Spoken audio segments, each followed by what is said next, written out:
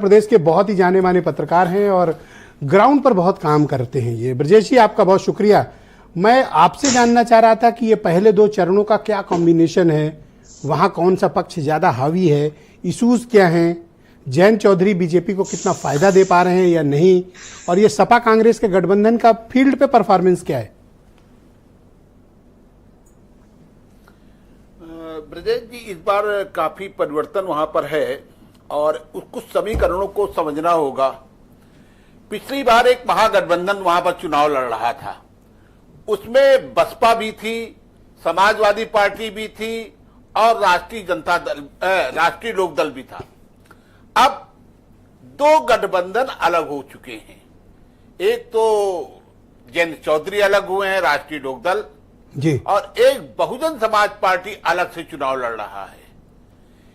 अब स्थितियां ये हुई थी कि जिन 8 सीटों में चुनाव हो रहा है उसमें 5 सीटें जो है महागठबंधन को मिली थी।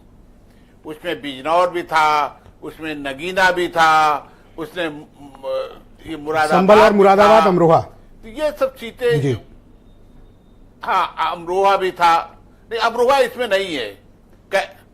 तो ये 5 सीटें मिली थी महागठबंधन को जी।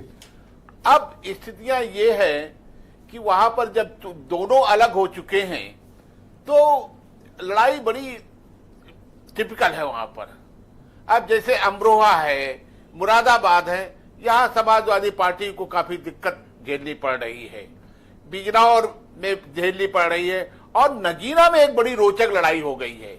वो अखिलेश यादव के उस कारण हो गई है, इसलिए क्योंकि अखिलेश यादव ने ब्रजेश जी किया क्या कि उन्होंने चंद्रशेखर को टिकट नहीं, मतलब उनसे कोई समझौता नहीं किया।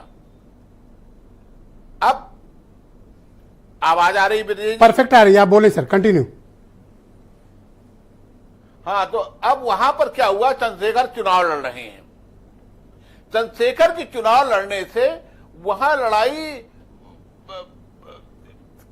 कई कोणों में विभक्त हो गई है।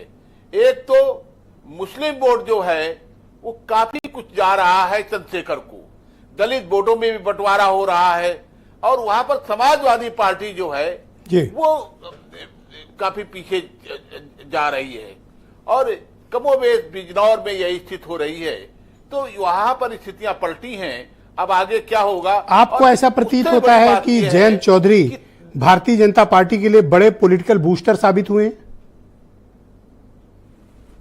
हाँ, अब लाख कोशिश के बाद, वैसे तो पूरा वोट जो जाट वोट था पूरा नहीं गया था जयंत को, लेकिन बंटवारा हुआ था।